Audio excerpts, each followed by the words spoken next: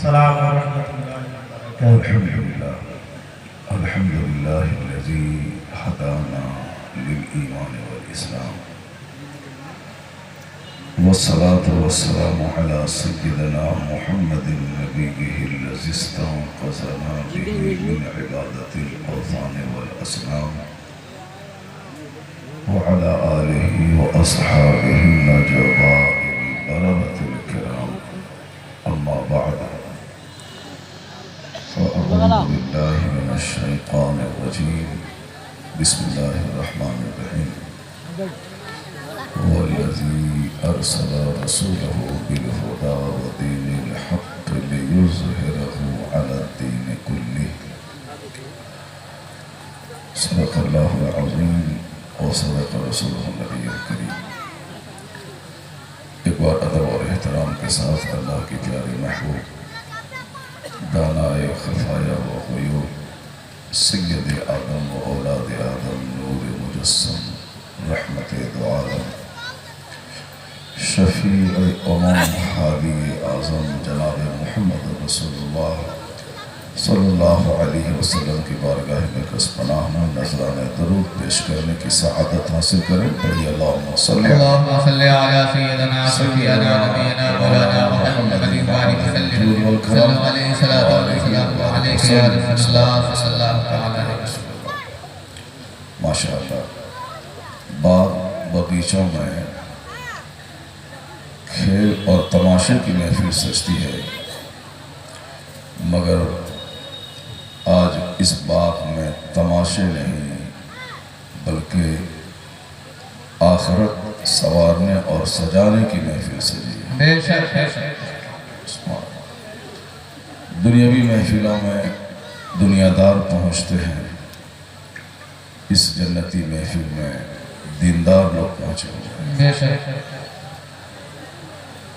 ابھی نعت اور منقبت ہو رہی تھی، ایسا لگ رہا تھا کہ اس محفل کا سیدھا کنیکشن بغداد معلیٰ سے ہو گیا. بے شک بہت اچھا ماحول بن چکا ہے ماشاءاللہ.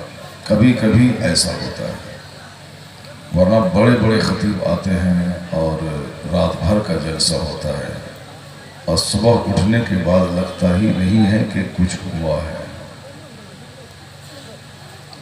مگر آج اس مجلس میں ایسا لگ رہا ہے کہ ایسا کچھ ہوا ہے کہ برسوں تک اس محفل کو یاد کیا جائے. اللہ تبارک و تعالی آپ سبوں کی حاضری کو قبول فرمائے. جو ہمارے نوجوان بچے محفل میں آئے ہیں وہ جان لیں کہ آپ کوئی تماشا دیکھنے نہیں آئے ہیں، تماشے کی محفل بھی نہیں ہے یہ. آپ اس علمی محفل میں آئے ہیں، اولیاء و صالحین کا فیض لینے آئے ہیں، علماء کی زیارت کرنے آئے ہیں اور اپنی معلومات میں اضافہ کرنے اور اپنے سینے کو روشن کرنے آئے ہیں.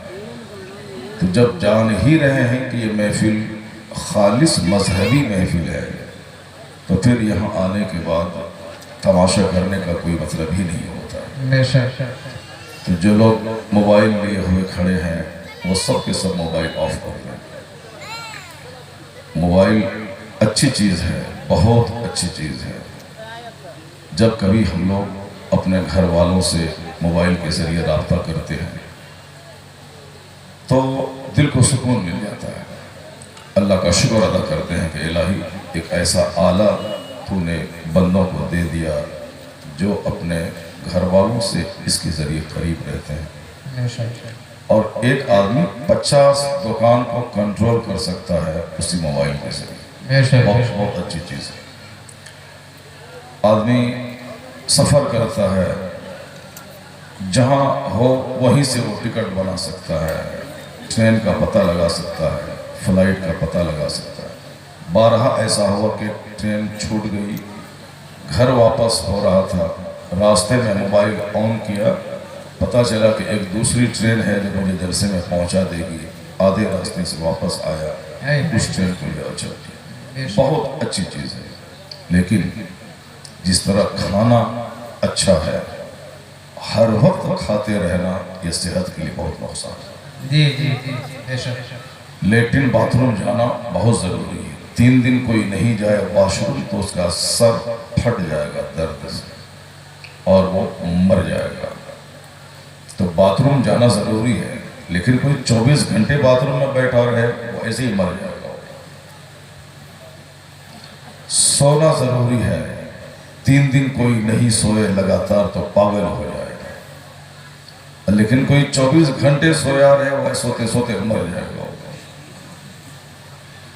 کیا بات ہے۔ پتہ چلا کہ کچھ چیزیں جو بہت ضروری ہیں تو ایسا نہیں کہ ضروری چیزوں کو ہمیشہ استعمال کیا جائے۔ موبائل بہت اچھی چیز ہے، لیکن جو 24 گھنٹے موبائل چلائے گا اس کی آنکھ کی بینائی بھی ختم ہو جائے گی، اس کی عقل بھی زائل ہو جائے گی، اس کی طاقت اور انرجی بھی ختم ہو جائے گی۔ جو بچے آج موبائل کثرت سے ہر وقت چلاتے ہیں وہ تیار رہیں 2-4-10 سال کے بعد پاگل ہونے کے لیے۔ ہاں، پاگل ہونے کے لیے تیار ہیں اور اندھا ہونے کے لیے بھی تیار ہیں اور نامرد ہونے کے لیے بھی تیار ہیں۔ اخیر زمانے میں نامردوں کی تعداد بڑھ جائے گی، اور جب نامرد بڑھیں گے تو زناکاری کثرت سے ہونے لگے گی، کیونکہ مرد ہی کوئی نہیں رہیں گے۔ اگر ایک مرد کہیں مل جائے تو 50 عورتیں اس کی طرف لپکیں گی۔ اس لیے سماج کو زنا سے بچانے کے لیے موبائل کا استعمال کم کرنا ہوگا، بے شک بے شک۔ ورنہ آج کل نوجوان کی شادی ہو رہی ہے 18-20 سال میں، اور ڈاکٹر کے پاس شادی سے پہلے جا کے معجون اور ٹکیا تلاش کرتے ہیں کہ شادی ہونے والی ہے، میں اس قابل اپنے آپ کو نہیں پاتا۔ کہاں 80 سال کے ضعیف اولاد پیدا کریں، 4 بیوی کو مینٹین کریں، اور کہاں 18 سال کا چھوکرا شادی سے پہلے معجون اور ٹکیا تلاش کرے۔ کیا کہہ سکتے ہیں، یہ وقت کی بہت بڑی ٹریجڈی ہے۔ جینے کا ایک غلط انداز آدمی کو تباہی کے راستے پہ آ کے کھڑا کر دیا۔ اس طرح کے جلسوں میں پیسہ کمانے کی ترکیب نہیں بتائی جاتی، یہی ترکیب بتائی جاتی ہے کہ آپ صحت مند کیسے رہیں، واہ واہ بے شک بے شک آپ عقل مند کیسے رہیں، بے شک۔ آپ ایک خوشحال اور اچھی زندگی کیسے گزاریں، اور مرنے کے بعد جنت کیسے جائیں۔ بے شک بے شک۔ اور یہی مقصد حیات ہے۔ جی اس لیے تمام جلسوں کا، مدرسوں کا، علماء کی صحبتوں کا یہی نچوڑ ہے کہ آدمی بن جائے، بے شک۔ یہاں بھی اچھا رہے اور مرنے کے بعد بھی جنت میں اچھا۔ حق ہے، بے شک بے شک۔ اور یہ وہی دعا ہے جو دعا سب سے جامع دعا جو قرآن کریم نے سکھایا ہے، ربنا آتینا فی الدنیا حسنہ وفی الآخرۃ حسنہ وقنا عذاب النار۔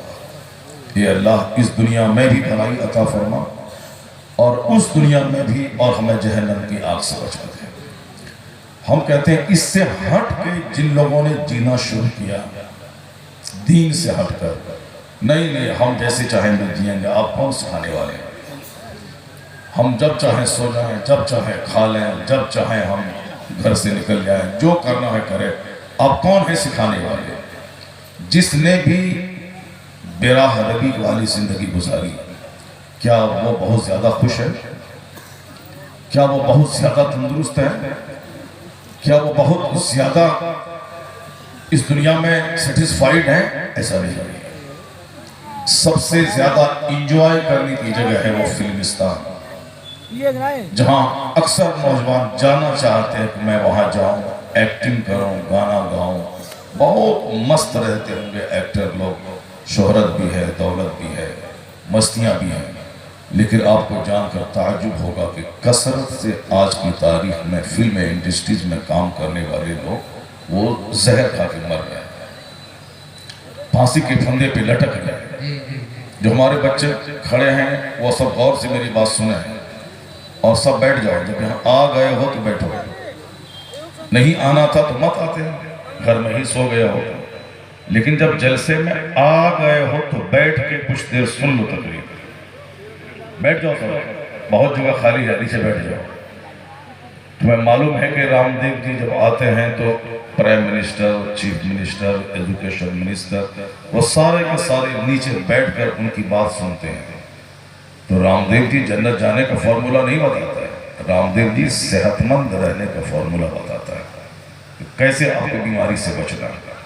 تو جس کو صحت کی فکر ہے وہ ان کی بات سنتا ہے، اور جن کو صحت کی، راحت کی، سچی خوشی کی اور جنت کی فکر ہے وہ فقیروں کے ساتھ بیٹھ کر زاہدانہ گفتگو سنتا ہے۔ واہ واہ، بے شک، سبحان اللہ، سبحان اللہ۔ اللہ تعالیٰ سارے نوجوانوں کو صحت عطا فرمائے آمین اور سبوں کی زندگی میں سچی خوشی عطا فرمائے۔ آمین۔ غور سے سنیں، میں پہلی بار آپ کے اس علاقے میں آیا ہوں، اور ہمارے پرنسپل صاحب نے بہت شوق سے بلایا ہے کہ کم سے کم آپ آ کے ہمارے علاقے میں کچھ اپنا پیغام سنا کے آپ جائیں، جو پورے ہندوستان میں آپ سناتے ہیں یہاں بھی سنا دیں۔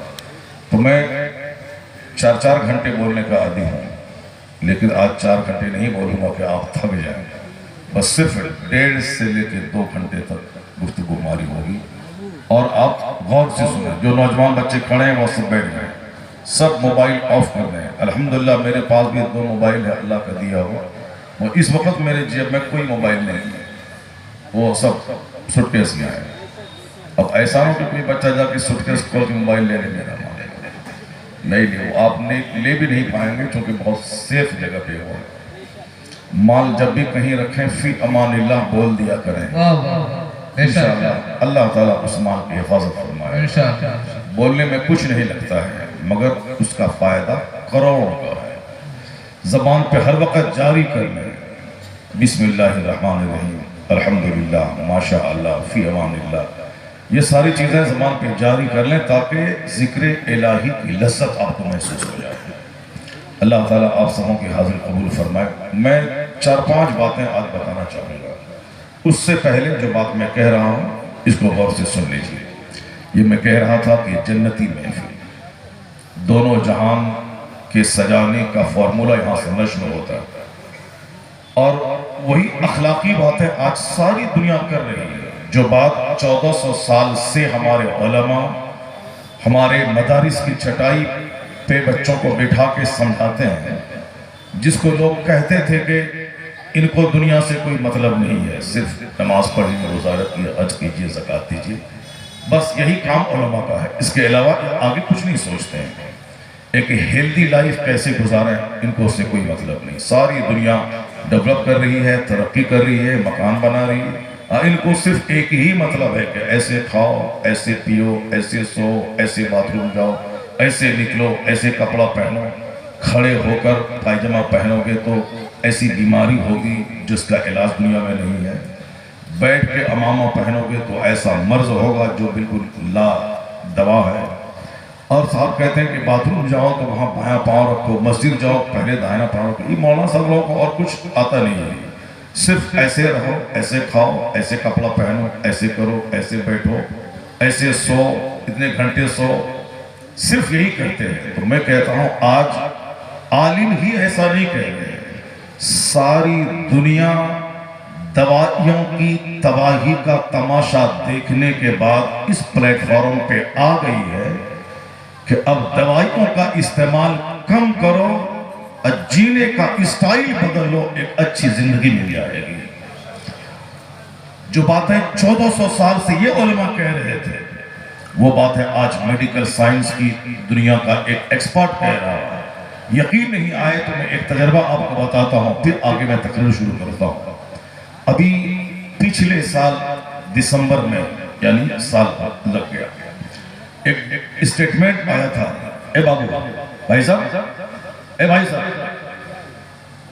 ذرا ان کو بولیے جائیے نا، محفل کو بدرنگ مت کیجیے، محفل کو اجاڑیے مت، یہ محفل سجانے کی جگہ ہے۔ جو اس محفل کو اجاڑ کے گھر چلا جائے گا آپ یہ سمجھ لیں کہ وہ اپنی زندگی کی خوشی کو اجاڑ کے چلا جائے گا۔ سنیما ہال جاؤ تو جلدی سے بھاگ جاؤ، اگر غلطی سے کسی ناچ گانے کی محفل میں چلے گئے تو جلدی سے بھاگ جاؤ، وہاں رہے تو زندگی تباہ ہو جائے گی۔ لیکن اگر کسی کے شوق دلانے کے بعد اس طرح کی محفل میں آئے تو جلدی مت بھاگو، سلام اور دعا تک شریک ہو کر یہاں سے جاؤ، تاکہ یہاں کی برکتیں 50 سال تک تیرے ساتھ، تیری اولاد کے ساتھ قائم رہے۔ جو مدرسہ کو اجاڑے گا اللہ تعالیٰ اس کو اجاڑ دیتا ہے، تجربہ ہوتا ہے۔ جو مسجد کو ویران کرتا ہے وہ 50 کھرب کا مکان بنا لے، اللہ تعالیٰ اس کے مکان سے سچی خوشی کو اجاڑ دیتا ہے۔ جو اس جنتی محفل کو اجاڑ دے اللہ تعالیٰ اس کی زندگی کو اجاڑ دیتا ہے۔ مدرسہ اجاڑنے کی چیز نہیں ہے، مدرسہ آباد کرنے کی چیز ہے۔ یہ محفل اجاڑنے کی چیز نہیں ہے، یہ محفل آباد کرنے کی چیز ہے۔ عالم نفرت کرنے کی چیز نہیں ہے، عالم محبت کرنے کی چیز ہے۔ میں کبھی کبھی کہتا ہوں کہ آج کسی بھی قوم کے پاس ایسا کوئی فارمولہ نہیں ہے کہ وہاں کے لوگوں کو راہ راست پہ لایا جا سکے۔ کرسچن ہفتہ میں ایک دن چرچ میں جمع ہوتے ہیں، ڈھول بجایا، چیخ پکار کیا، انجوائے کیا، چلا گیا۔ اب چرچ بند ہے۔ غیر مسلم اس کے ہاں تو کوئی مطلب ہی نہیں ہے کہ ویکلی کوئی حاضری ہو عبادت گاہ میں، سال میں ایک دن 2 دن کوئی تہوار ہوا، مردوں سے زیادہ عورتوں کی بھیڑ لگی، اب پھر تماشا ہوا، ناچا گایا، کودا اور گھر چلا گیا۔ یہی وجہ ہے کہ اوپن سود خور، اوپن سود کھانے والے مسلمانوں میں کم ملیں گے، کرسچنوں میں زیادہ ملیں گے۔ زنا کا مسلمانوں میں کم ملیں گے، غیر مسلموں میں زیادہ ملیں گے۔ آخر ایسا کیوں ہے؟ یہ احسان مذہب اسلام کا ہے، جس نے جمعہ کا دن ہمیں دیا اور جمعہ کے دن تقریر کو فرض قرار دیا، چونکہ جمعہ کے دن جو خطبہ ہے وہ شرط ہے۔ جس طرح بغیر وضو کے نماز نہیں ہوتی ہے، اسی طرح بغیر خطبہ جمعہ کی نماز نہیں ہوتی ہے۔ 5 وقت کی نماز ہے، کہیں بھی پڑھ لیں، کھیت کھلیان چوراہے پہ کہیں بھی نماز ہو جائے گی۔ اگرچہ مسجد میں جانا ضروری ہے، لیکن کوئی بیابان میں ہے، مسجد نہیں ہے، وہ اکیلے پڑھے گا۔ لیکن جمعہ کی نماز اکیلے نہیں ہوگی۔ جمعہ کی نماز کے لیے جماعت ضروری ہے، جمعہ کی نماز کے لیے خطبہ تقریر ضروری ہے۔ وہ عربی زبان میں جو خطبہ آپ سنتے ہیں، ان اللہ یامر بالعدل والإحسان وإیتاء ذی القربى وینہی عن الفحشاء والمنکر والبغی، یعنی اللہ تمہیں حکم دیتا ہے عدل کا، احسان کا، رشتہ داروں کو دینے کا، اور اللہ روکتا ہے تمہیں فحش اور غلط باتوں سے، بغاوت سے، سرکشی سے، جو ایک نصیحت کا جامع ہے۔ یہ آیت کریمہ پورے قرآن میں 6666 آیتیں ہیں، لیکن ہر جمعہ کے دن اسی آیت کی تلاوت پوری دنیا میں ہوتی ہے، اس لیے کہ اس کے پڑھنے کے بعد ایسا لگا جیسے پورا قرآن پڑھ دیا گیا ہو، چونکہ وہ جامع آیت ہے۔ اس لیے عرب میں، عجم میں، پوری دنیا میں خطبہ کے اخیر میں اس آیت کی تلاوت ہوتی ہے، تاکہ کمپلیٹ نصیحت بندوں تک پہنچ جائے۔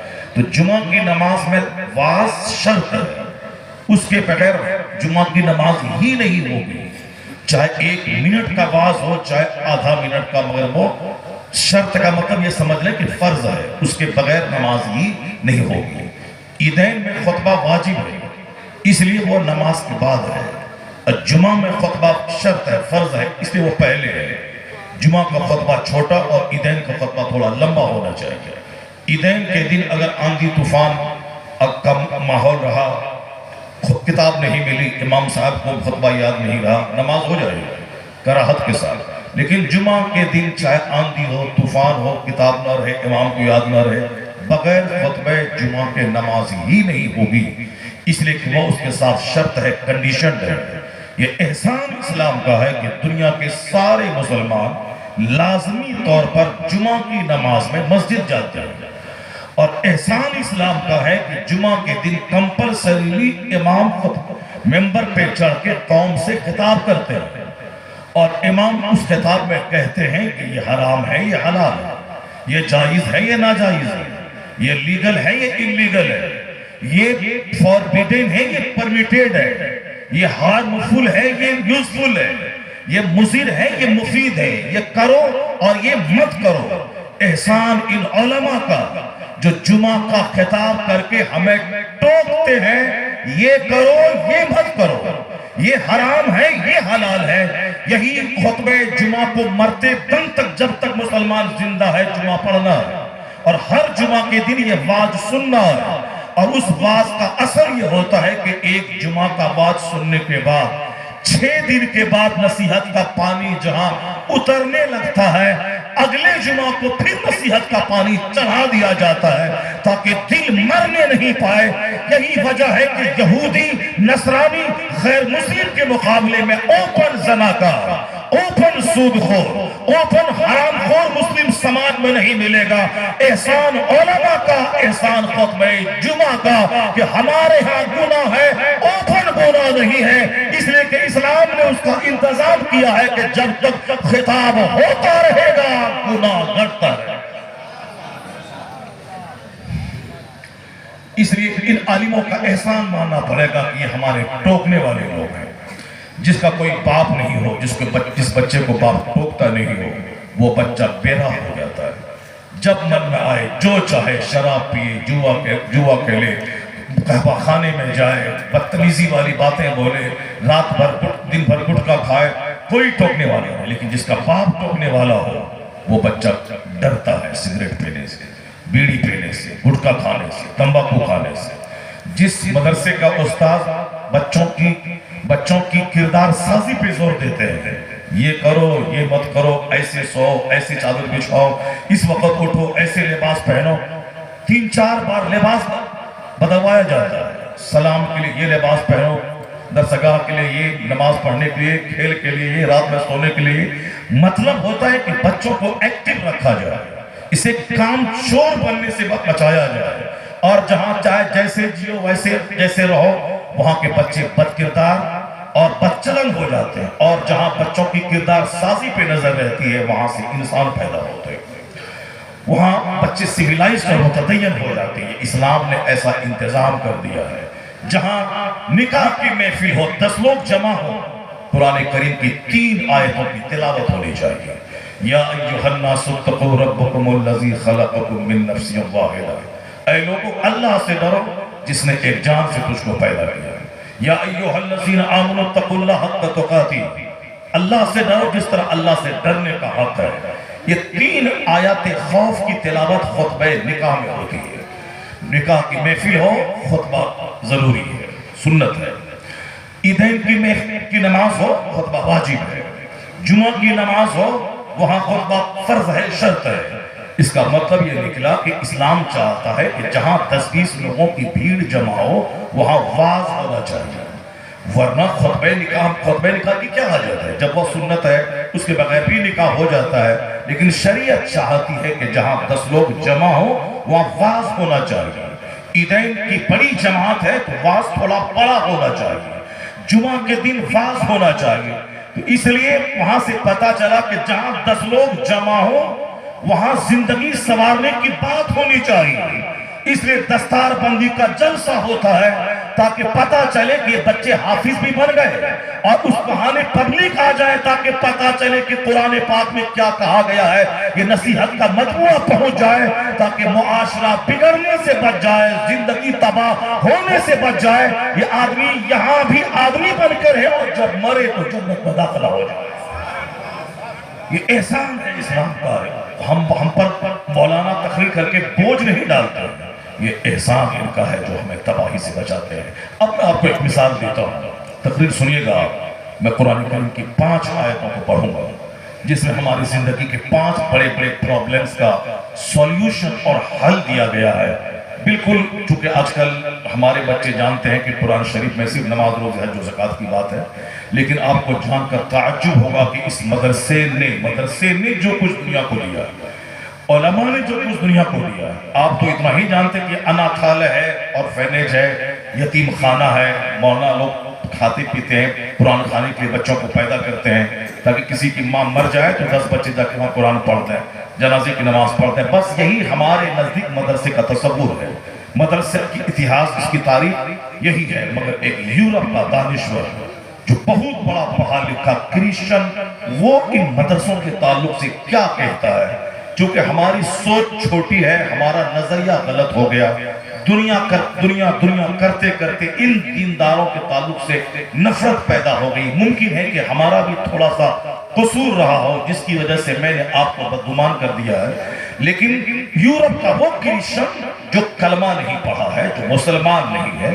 لیکن وہ مدرسے کے تعلق سے کیا زبردست جملہ بول گیا، ذرا غور سے سنیے، منہ نیچے لٹکا کے مت سنیے، منہ میری طرف اٹھا کے اس کو سنیے، آنکھ اٹھا کے میرے چہرے کو دیکھیے، منہ لٹکا کے مصیبت کا پہاڑ سر پہ لا کے مت سنیے ورنہ نیند آ جائے گی اور کچھ سمجھ نہیں پائیں گے آپ۔ میرے چہرے کو غور سے دیکھیں، یورپ کا ایک دانشور جو کرسچن ہے، پڑھا لکھا آدمی، وہ کیا بولتا ہے؟ It must be on the right, all the knowledge, whether of physics or astronomy or astrology or mathematics, which flourished in Europe from the 10th century, was originally derived from the Arabian schools, and the Spanish Saracen may be looked upon as the father of European philosophy.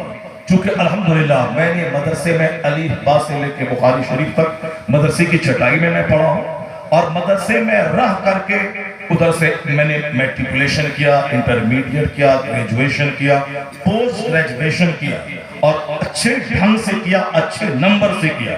Basically میں مدرسے کا طالب علم ہوں، مدرسے میں رہ کر کے 500 بچوں میں ممتاز نمبر میں نے میٹرک میں لایا۔ میں نے مدرسے میں پڑھ کے انٹرمیڈیٹ میں یونیورسٹی میں میرا رینک رہا، یونیورسٹی میں جہاں 50-100 کالج رہتے ہیں اس میں میرا ٹاپ ریزلٹ رہا۔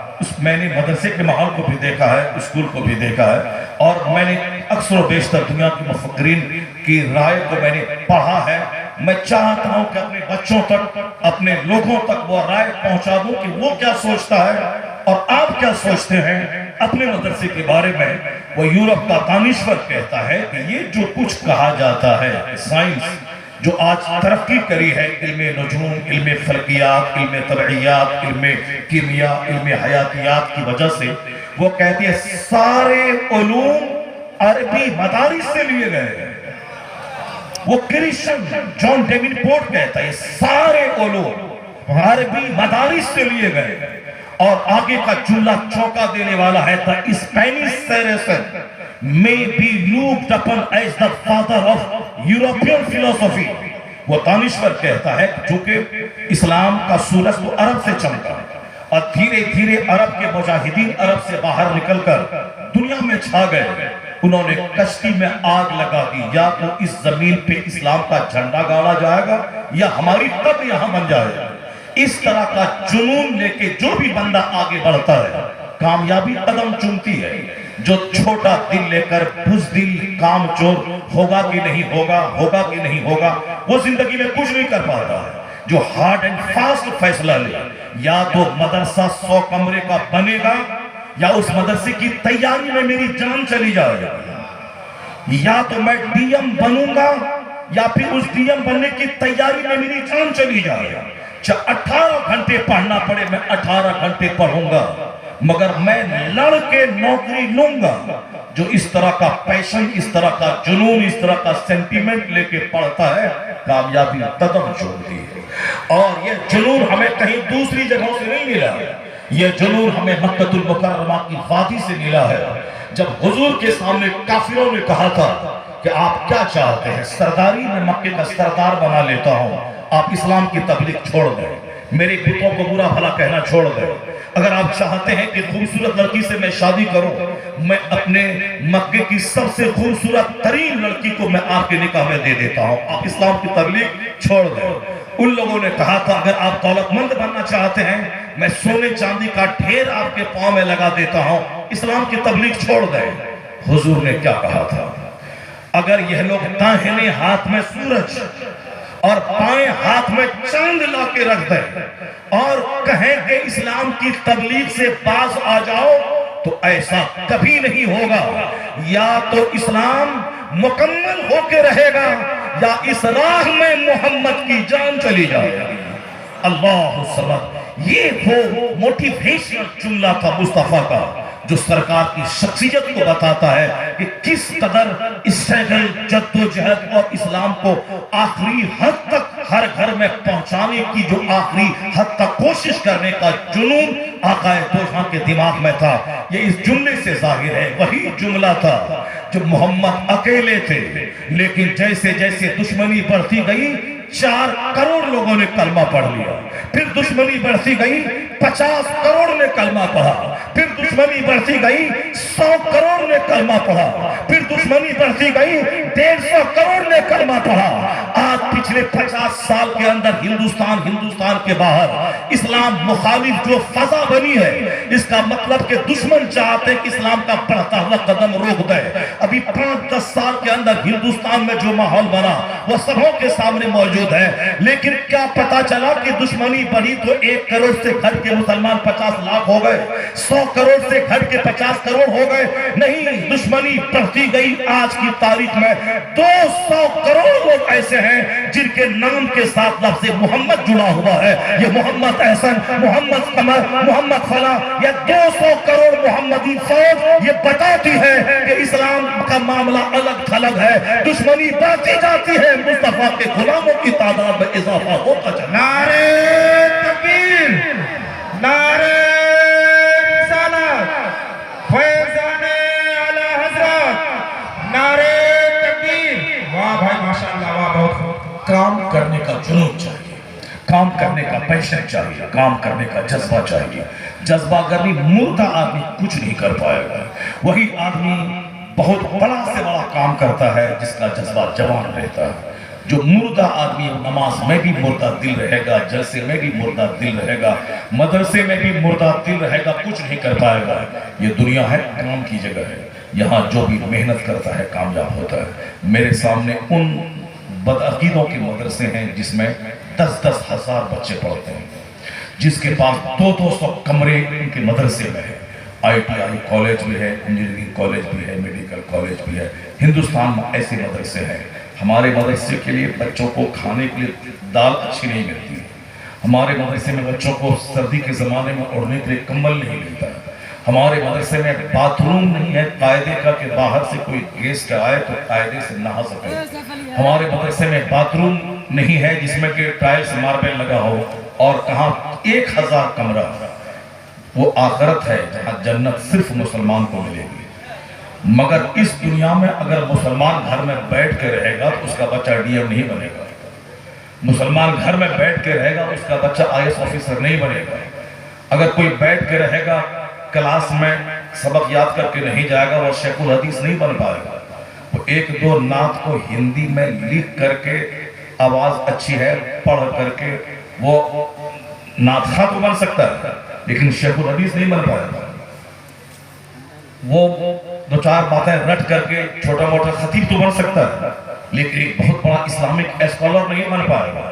اس کے لیے روزانہ 12 سے 15 گھنٹے اسٹڈی کرنی پڑے گی، استاذ کا پیر بھی دبانا ہو 10 منٹ، اور پھر 10 گھنٹے کتاب بھی پڑھنا۔ اور جو بچہ صرف پانی لاؤ، کھینی لاؤ، بیڑی لاؤ، سگریٹ لاؤ، پیر دباؤ، کپڑا دھو، پانی لاؤ، تو وہ بہت بڑا اسکالر نہیں بن پائے گا۔ یہ اچھا کام ہے، خدمت کرے گا، ثواب ملے گا، جنت جائے گا مرنے کے بعد۔ لیکن یہاں ایک بڑا محدث بننے کے لیے صرف پیر دبانا، کھینی لٹانا، وضو کے لیے پانی لا کے دینا، پاؤں دبانا، سر میں تیل لگانے سے کام نہیں چلے گا۔ یہ خدمت بھی کرنی پڑے گی، 12-15 گھنٹے اسٹڈی بھی کرنی پڑے گی، کتاب کو چاٹنا پڑے گا تاکہ ادھر سے استاذ کی دعا نکلے، ادھر سے ان کی محنت آئے، ادھر سے محنت جائے، ادھر سے رحمت آئے، اور دونوں مل کے بندے کو کامیاب کرتے ہیں۔ ایسا نہیں ہوتا کہ صرف دعا سے کام چل جائے۔ غریب نواز کے آستانے پہ کوئی چلا جائے بولے کہ حضرت دعا کر دے میرا بیٹا DM میں، جب تک کہ ان کا بیٹا 18 گھنٹے 15 گھنٹے 16 گھنٹے اسٹڈی نہیں کرے گا۔ ہاں، اسلام یہی سکھاتا ہے کہ تم خوب محنت کرو، پودا لگاؤ، درخت کو جانوروں سے کھانے سے بچاؤ، پانی ڈالو، اس کے بعد دعا کرو کہ یا اللہ میں نے زمین کھود کر پودا لگایا، اس کو جانور سے بچایا، میں نے وقت پہ پانی ڈالا، میرا محنت کرنا میرا کام تھا، اب میٹھا آم کا پھل دینا تیرا کام ہے۔ ادھر سے محنت ادھر سے رحمت، پھر زبردست پھل نکلے گا۔ ایسا نہیں ہوا کہ آم کا پیڑ لگا دیں اور دعا کریں یا اللہ اس میں سے سیب نکل جائے، اس میں سے اخروٹ نکل جائے، اس میں سے سونا پھل جائے۔ اس دنیا میں ایسا نہیں ہوتا۔ چاہے کوئی مر جائے اجمیر معلیٰ میں بولتے بولتے میرا بیٹا ڈی ایم بن جائے، میرا بیٹا نیٹ نکالے، میرا بیٹا ڈاکٹر بن جائے، ایم بی بی ایس سے ڈاکٹر بن جائے، نہیں بنے گا۔ غریب نواز وہاں سے دھتکار کے نکال دیں گے، جاؤ۔ دنیا کا سسٹم یہ نہیں ہے۔ دنیا کا سسٹم ہے کہ پہلے کھیت میں ہل چلاؤ، اس میں دھان لگاؤ، اس کے بعد دعا کرو الہی میں نے دھان لگا دیا، اب زبردست دانہ نکال دینا تیرا کام ہے۔ تو غریب نواز کے پاس جاؤ، یہ بولو کہ میرا بیٹا میٹرک میں 98% نمبر لایا ہے، انٹرمیڈیٹ میں 12 گھنٹے پڑھ کے 99.9% نمبر لایا ہے، گریجویشن میں 100% نمبر لایا ہے۔ انہوں نے محنت کی ہے، بابا ایک نگاہ کرم ڈال دیں تاکہ میرا بیٹا ڈی ایم بن جائے۔ پھر غریب نواز کے ہاتھ اٹھیں گے، ادھر سے تیری محنت گئی، ادھر سے غریب نواز کی مسکراہٹ اور دعا آئے گی۔ کافر بعد میں کامیاب ہوگا، مصطفیٰ کا غلام پہلے کامیاب ہو جائے گا۔ ایسا کہہ دیتے حضور تو آج یہ 200 کروڑ چہرہ جو اسلام سے مسکرا رہا ہے، یہ دن دیکھنے کو نہیں ملتا۔ کیونکہ حضور جب تک ظاہری حیات سے رہتے تب تک اسلام رہتا ہے، اور ان کے غلاموں میں یہاں کہاں طاقت ہے کہ بولے کہ جو کافر آتا اس کو زمین میں دھسا دے، جو کافر وہاں سے آیا ہے اسلام مٹانے اس کو دھسا دے۔ یہ جس پاس طاقت تو ہے نہیں، پھر تو اسلام مٹ گیا ہوتا۔ لیکن حضور نے اسلام کی عمارت کو اس بنیاد پہ کھڑی کیا ہے، یہ مذہب قیامت تک کا مذہب ہے، ہر عہد ہر دور کا مذہب ہے۔ حضور نے ایسا ماحول بنایا کہ میرا غلام 5000 سال کے بعد بھی سنکٹ میں جب گرے، اسلام بچانا چاہے، اس کو حوصلہ کہاں سے ملے؟ وہ میری زندگی کو دیکھ لے، ان مصیبتوں میں اسلام کی تبلیغ کا ان کو حوصلہ مل جائے۔ اس لیے حضور نے 3 سال تک ابو طالب کی گھاٹی میں قید و بند کی زندگی آپ نے گزاری، یہاں تک کہ بچے درختوں کو پتے کھاتے اور اس قدر چیخ پکار کرتے کہ سارا مکہ گونج جاتا۔ حضور ان کے ساتھ تھے، چمڑے کلا کے بنی ہاشم کے لوگ زندہ رہتے تھے، اس کو پی کر کیوں؟ مکہ کے سارے قبیلے والوں نے مل کے بنو ہاشم کا بائیکاٹ کر دیا تھا کہ ان کے محمد عربی ان کے خاندان کے ہیں، وہ اسلام کی تبلیغ کرتے ہیں، ہمارے بتوں کو برا کہتے ہیں۔ پورے خاندان کا بائیکاٹ کر دیا۔ 3 مہینہ میں 3 سال تک بائیکاٹ چلا۔ حضور اس بائیکاٹ جو خاندان بائیکاٹ ہوا تھا اس میں شامل تھے، وہی رہتے تھے۔ مکہ والوں نے سلام کلام، آنا جانا، کھانا دانا پانی سب بند کیا تھا، شادی بیاہ سب بند کر دیا تھا۔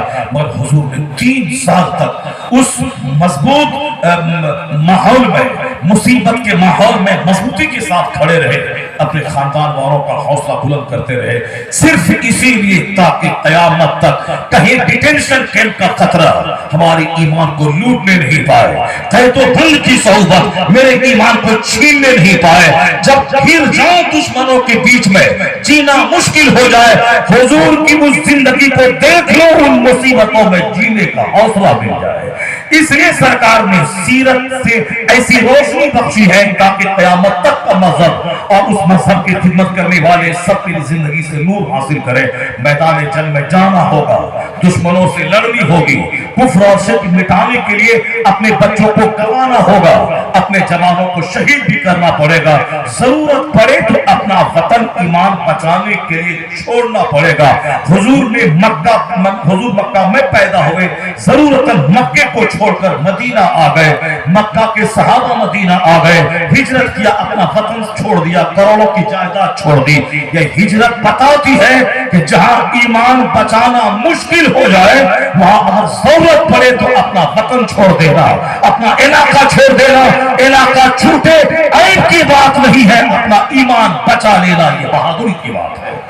سرکار کی زندگی سے نور ملتا ہے۔ حضور مدینے سے بھی دعا کر سکتے تھے لیکن نہیں، 180 کلومیٹر دور میدان بدر پہنچے، اس قدر مشکلات کے دور میں پہنچے کہ 313 مجاہد ہیں، اونٹ مشکل سے 20 سے 25 اونٹ ہے، گھوڑے 10 سے 15 گھوڑے ہیں، ہتھیار 25 سے 30 ہتھیار ہے، 313 ایک اونٹ پہ 3 لوگ سوار ہوتے.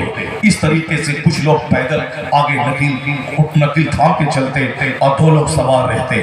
اور پھر وہ 2 اگلی منزل میں آگے جاتے, چلنے والے پھر اونٹ پر بیٹھتے.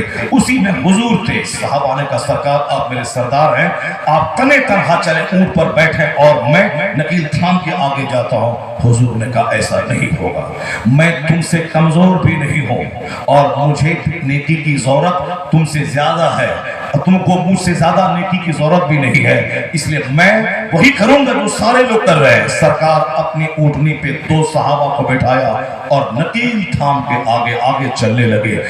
مولا علی گڑ گڑانے لگے کہ حضور ایسا نہیں ہوگا, میں نہیں بیٹھوں گا. آپ نے کہا نہیں تم مجھ سے زیادہ طاقتور نہیں ہو. مولا علی بیٹھے اور الامر فخر ادب کے تحت حضور آگے آگے چلے. اگلی منزل میں حضور بیٹھے ہیں, مولا علی نکیل تھام کے جا رہے ہیں. یہ بتائیں کہ میدان جنگ میں جاتے ہوئے زندگی میں عدل اور انصاف اور مساوات, فریٹرنیٹی, برادرہوڈ اور سملرٹی کا جو نظام عدل مصطفیٰ نے دیا ہے دنیا میں کہیں دیکھنے کو نہیں ملے گا. 313 رمضان میں اسی طرح پیدل کھجور کھاتے, پانی پیتے, مصیبتوں کے ساتھ میدان بدر پہنچے. وہاں کافروں کے پاس 1000 گھوڑے ہیں, سب کے پاس تلوار ہے, سب کے پاس راشن ہے, وہاں شراب ہے, وہاں زندگی کی مستیاں ہے. مگر آقا دو جہاں نے پہلے جنگ لڑنے کا طریقہ سکھایا. یہ میسرہ پہ حملہ ہو تو جواب کیسے دینا ہے, میمنہ سے حملہ ہو تو جواب کیسے دینا ہے. یہ علم بردار شہید ہو جائے تو اسلام کا علم کس کے ہاتھ میں جائے گا. جس کے ہاتھ میں تلوار نہیں تھی کھجور کی ٹہنیاں دے دی, جنگ کا سلیقہ سکھایا. اس کے بعد حضور ایک جھوپڑے کے پاس کھڑے ہو کر رو رو کے دعا کرنے لگے. اس قدر روتے تھے کہ گلے کی گردن کی چادر نیچے گر جاتی تھی. اور صدیق اکبر جو آپ کی حفاظت پہ مامور تھے وہ چادر اٹھا اٹھا کے کاندھے پہ رکھتے تھے اور کہتے تھے حضور ضرور آپ کا خدا اپنا وعدہ پورا کرے گا. مصطفیٰ کہتے تھے الہی تو اپنا وعدہ پورا کر دے, تو نے کہا ہے کامیابی دوں گا, تو مجھے کامیابی دے دے. اگر یہ مٹھی بھر جماعت ہار گئی تو قیامت تک تیری عبادت کرنے والا کوئی نہیں رہے گا. روتے تھے اور دعا کرتے تھے. پہلے دعا نہیں کی, پہلے مدینہ سے چل کے میدان میں آئے, جنگ لڑنے کا نقشہ کھینچا اور لڑنا ہے, جہاد کرنا ہے, شہادت کا نقشہ چڑھایا. اس کے بعد دعا کرنے لگے. پہلے تدبیر پھر دعا میں لگے. پھر کیا ہوا, آسمان سے 5000 فرشتے زمین پہ آ گئے اور مدد کے لیے. اس ایسی فتح ملی کہ آج یورپ کا دانشور کہتا ہے اسلام کون مٹا پائے گا. اسلام کی بلڈنگ اسی دن مضبوط ہو چکی ہے جس دن میدان بدر میں فتح کبیر حاصل. نعرہ تکبیر, نعرہ مسلک اعلی. ہماری مس انڈرسٹینڈنگ ہے, یہ ہماری غلط فہمی ہے کہ اسلام خطرے میں آ گیا. یہ ہماری غلط فہمی ہے. یہ ہم ایسا سوچ رہے ہیں, ہم کمزور ہیں, ہماری سوچ کمزور ہے. میرے سوچنے کا دائرہ لیمیٹڈ اور محدود ہے. جتنا ہمارے پاس عقل ہے, جتنی سمجھ ہے, جتنا علم ہے, اسی حساب سے ہم بولتے ہیں اور کہتے ہیں اور سوچتے ہیں اور سمجھتے ہیں. لیکن حقیقت بات یہی ہے کہ اسلام کو نہ کوئی خطرہ پہلے تھا, نہ آج ہے, نہ قیامت تک رہے گا. بے شک اسلام اللہ کا پسندیدہ دین ہے. اللہ کا مد مقابل کوئی دوسرا اللہ ہے نہیں. اگر کوئی بادشاہ انڈیا کا اس کو ڈر رہتا ہے کہیں نیپال والا اٹیک نہ کر دے, کہیں سری لنکا والا حملہ نہ کر دے, کہیں افغانستان والا آ نہ جائے, کہیں پاکستان والا حملہ نہ کر دے, تو جس کا مد مقابل دوسرے حریف ہیں اس کو تو ڈر رہتا ہے. لیکن اللہ رب العزت کے مقابلے میں کوئی دوسرا خدا ہی نہیں ہے. اللہ کو ڈر ہوگا تو اللہ رب العزت کو کوئی خطرہ نہیں ہے. تو اللہ کے پسندیدہ دین کو بھی کسی سے کوئی خطرہ نہیں ہے. میں یہ بات اس لیے کہہ رہا ہوں کہ چونکہ آج کل ہر آدمی مایوسیت کی باتیں کر رہا ہے. ہر آدمی ہمیں دھتکارتا ہے, للکارتا ہے, تم برباد ہو جائے گا, تباہ ہو جائے گا, تمہارا نام و نشان مٹ جائے گا, تمہارے مدرسے مٹ جائیں گے, تمہاری مسجدیں مٹ جائیں گی, تمہارے سر کی ٹوپیاں نوچ لی جائیں گی, تمہاری عورتوں سے نقاب نوچ لیا جائے گا. یعنی صرف مایوس کن باتیں ہمارا لیڈر کر رہا ہے. ہمارے کچھ مولوی بھی ارے تورے کر کے ارے تم تباہ ہو جائے گا، ارے بدتمیز ہو جا، تم برباد ہو جائے گا، اس طرح کے جملے استعمال کرتے ہیں، صرف مایوس کرنے والی بات ہے کہ آنے والا دن میرا بڑا خطرناک آ رہا ہے، میرا وقت بڑا خطرناک آ رہا ہے، آنے والا مستقبل میرا بڑا ڈارک ہے، آنے والا وقت بہت پرابلم اور آزمائشوں کا وقت ہے، اس طرح کی باتیں نیتا بول کے اپنی نیتا گری کی دکان چمکاتے ہیں، اسی طرح کی باتیں بول کے ہمارے کچھ بھائی وہ بھی اپنی خطابت کی دکان چمکاتے ہیں۔ لیکن میں آپ کو سچی بات کہہ دوں، حضور نے کہا ہے کہ ایک مومن کا دل خوش کر دینا ایک پسندیدہ عمل ہے اللہ کے نزدیک۔ احب الاعمال الی اللہ تعالی ادخال السرور فی قلب المومن، احب الاعمال الی اللہ تعالی، اللہ کے نزدیک سب سے زیادہ پسندیدہ عمل ہے ایک مومن کے دل کو خوش کر دیا جائے، مومن کے دل کو خوشی دے، اس کو مایوس مت کر، مومن کو بشارت دے، نفرت مت دلا۔ حضور نے فرمایا ہے بشروا ولا تنفروا، بشارت سناؤ، گلیڈ ٹائڈنگز دو اسے گڈ نیوز دو، اچھی خبر اسے بتاؤ، اسے مایوس مت کرو۔ آج کل اسکول میں بھی باضابطہ اس پر عمل ہو رہا ہے کہ بچوں کو ڈرائیے مت، دھمکائیے مت، اس کو نروس مت کیجیے، اس کی حوصلہ افزائی کیجیے، اس کو کہیے کہ تو MBBS ڈاکٹر بننے والا ہے، اس کو بولے کہ تمہارے اندر تو IS آفیسر بننے کی صلاحیت موجود ہے، تاکہ جو حل چلانے والا تھا وہ میرے جملے کو سن کر پڑھ کے IS آفیسر بن جائے۔ لیکن کچھ لوگ اس قدر نگیٹو سوچ کے ہوتے ہیں کہ وہ اپنے بچوں کے سامنے نگیٹو جملے بولتے ہیں، کیا تو پڑھے گا، تو دیہات کا بچہ کیا پڑھے گا، بستی گورکھپور دیوریا کا بچہ کیا پڑھے گا، یہاں اس کی زبان صحیح نہیں ہو وہ کیا پڑھے گا، یعنی وہ میرٹھ والوں کو، مراد آباد والوں کو، رامپور والوں کو، جو لکھنؤ سے پچھم والے لوگ ہیں، جو ویسٹ UP کے لوگ ہیں، ان کو اپنی زبان دانی پہ بڑا ناز ہے، بڑا گھمنڈ ہے کہ میں اردو ایسے بولتا ہوں، ایسے لہرا کے بولتا ہوں، اور لکھنؤ سے پورب کا جو بیلٹ ہے، بہرائچ کا، بستی کا، دیوریا کا، گورکھپور کا، اس سے ملا ہوا جو بہار کا ایریا ہے، سیوان کا، چھپرا کا، وہ لوگ کہتے ہیں یہ بیکورڈ قسم کے لوگ ہیں، بیکورڈ ہیں، یہ کیا بولے گا، یہ تو ہمیشہ اپنی ہی مادری زبان استعمال کرتا رہتا ہے، یہ بیکورڈ لوگ ہیں۔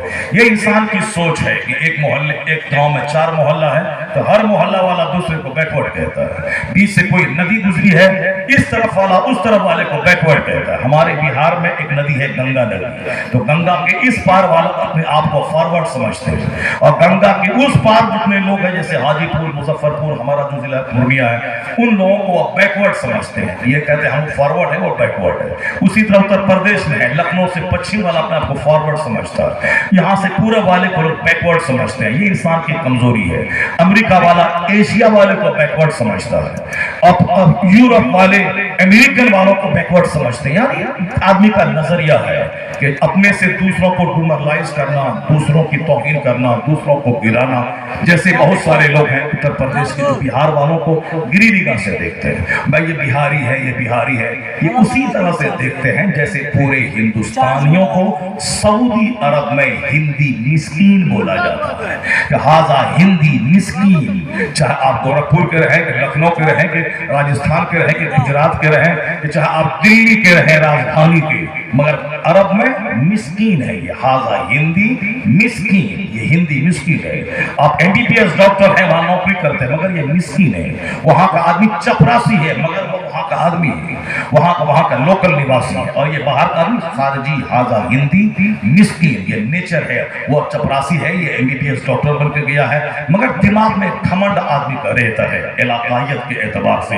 اسی طریقے سے بمبئی والے بہار اور UP دونوں کو ملا کر کے بولتے ہیں یہ بھیا مسکین ہے، مزدور ہے، یہ بمبئی میں مزدوری کر رہے ہیں، بھاگو بھیا یہاں سے، ہمارا مہاراشٹرا، مراٹھی مہاراشٹرا، یہ بمبئی ہمارا ہے، اس کا یہاں کی دولت پہ ہمارا قبضہ ہے۔ یہ انسان کی کمزوری ہے، یعنی اپنا دل بہلانے کے لیے، اپنی بد اخلاقی اور اپنی کم علمی پہ پردہ ڈالنے کے لیے دوسروں کو ڈیمورلائز کرتا ہے۔ یہ بہاری ہے، یہ بنگالی ہے، جبکہ بہار کے دیہاتوں میں 1-1 کروڑ کی کاریں دوڑ رہی ہیں، وہاں کے دیہاتوں میں صاحب وہ 10-10 کروڑ کے مکانات بن رہے ہیں، مگر دماغ میں جو کہ ایک بات بیٹھ گئی ہے یہاں کا پٹیزر کلاس کا آدمی، رکشہ چلانے والا اور صاحب بدو قسم کا آدمی جس کی زبان صحیح نہیں ہے مگر دماغ میں جو کہ چل رہی ہے چکی کے وہاں کے آگے بیکورڈ ہے، وہ دل بہلانے کے لیے بول رہا ہے۔ اسی طرح بمبئی کا آٹو چلانے والا بدتمیز کرائے کے گھر میں رہتا ہے لیکن دماغ میں بات بیٹھی ہوئی یہ اتر بھارتی ہے، ہندی بھاشی،